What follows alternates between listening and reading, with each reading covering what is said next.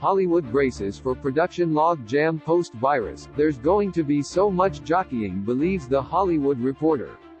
A growing queue of film and TV projects awaits now empty soundstages as productions that couldn't wrap filming before the mid-March shutdown may be prioritized. Within days in mid-March, soundstages in the U.S. went from bustling hubs to abandoned ghost towns as the novel coronavirus forced studios to shut down filming.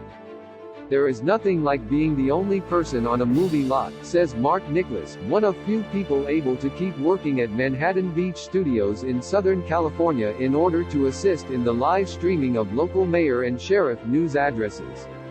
It's deathly quiet and feels very much like The Walking Dead. While most lots sit empty for the foreseeable future, the question atop industry insiders' minds is how the executives in charge of them plan to handle a production logjam that's likely to await them on the other side of this crisis.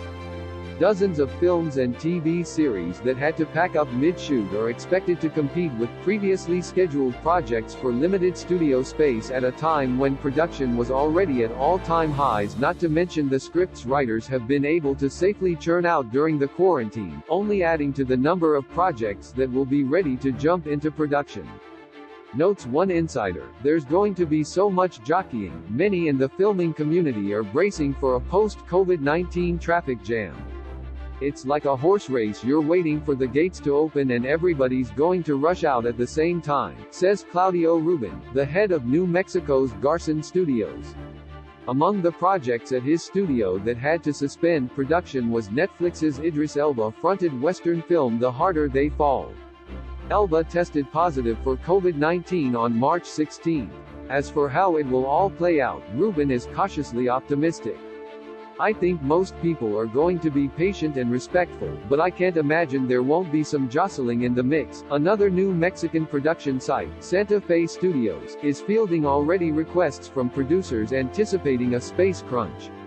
In the midst of this all, I'm getting phone calls for people who are preparing for the future and want to rent the space, says Octavio Marin, an executive at the studio that's home to the CW's Roswell, New Mexico.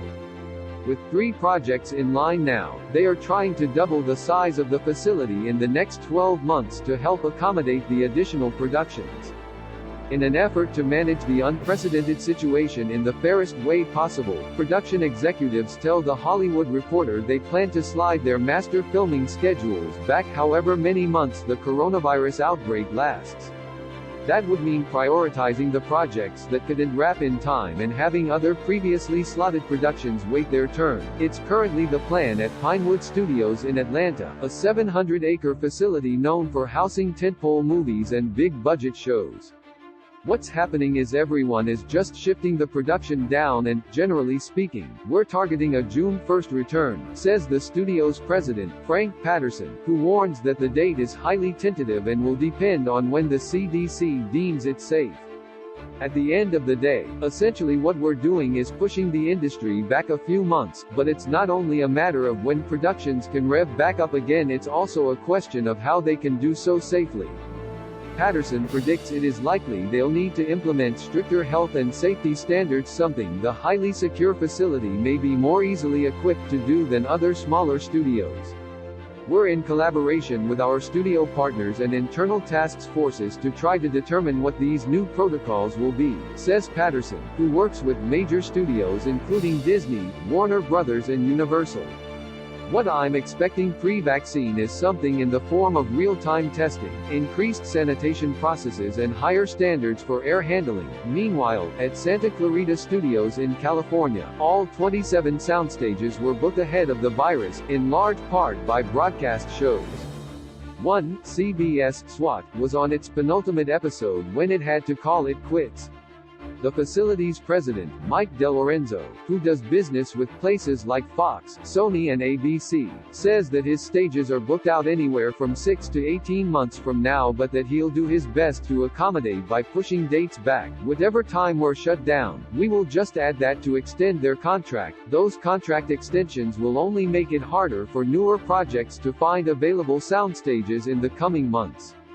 Studio space was so tight anyhow, even before the pandemic, that I can only imagine with this shift of schedule that it is going to be a very, very big challenge, one that will need to be met with a lot of creativity and coordination, says California Film Commissioner Colleen Bell, noting there are multiple new studios being built from Los Angeles to the Bay Area. She adds, I will have a lot of smart people in the room trying to figure out all of these logistics and operations in order to get everybody back to work and in production as soon as possible.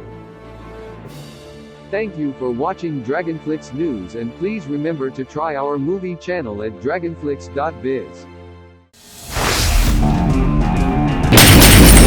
Dragon Micro-Budget Studios brings you a new concept in movie watching on the small screen, containing some of the world's most interesting films by cinema's biggest talent, which will be shown and added to on a monthly basis.